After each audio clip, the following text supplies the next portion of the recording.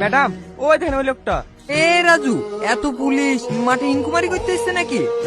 নানা চাচা তোমার কাছে এসছে। আমার কাছে? ওই কপাল যদি খাসিটা লেগে নাকি? সে তো 6 মাস হয়ে গেল ডায়েরি করা। পেয়েছেন? গাড়িতে আছে নাকি? হ্যাঁ, আমি এত বড় গাড়িতে চাপতে পারবো না। আর আমার পাগলাটা চেপে ফেললো। কুই কত দূর আছে? হুররা। তুই কই দাঁড়া এখানে? ম্যাডাম অ্যারেস্ট করবো? আমার তো বিশ্বাসই হচ্ছে না এই লোক এত টাকা স্ক্যাম করেছে। আচ্ছা, আপনি এই গ্রামে কতদিন ধরে আছেন? কেন আবার এনআরসি চালু হয়েছে নাকি? জন্ম থেকে আছে এই গ্রামে।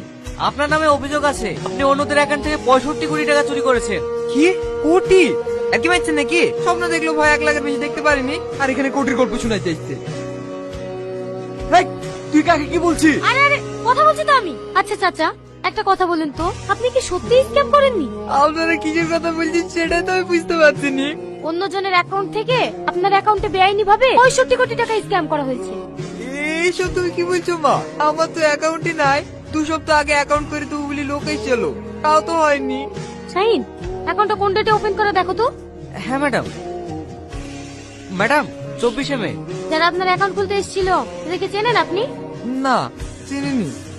কিন্তু আজ তো আসার কথা আছে জহিরুল অ্যাকাউন্ট খোলার লেগে। আজ কি কটার সময় আসে? এই দুপুরে পর পরে আসে, এতক্ষণ মনে হয় চলে এসছে। গাড়িতে উঠে বসে। কিন্তু আমার ছাগ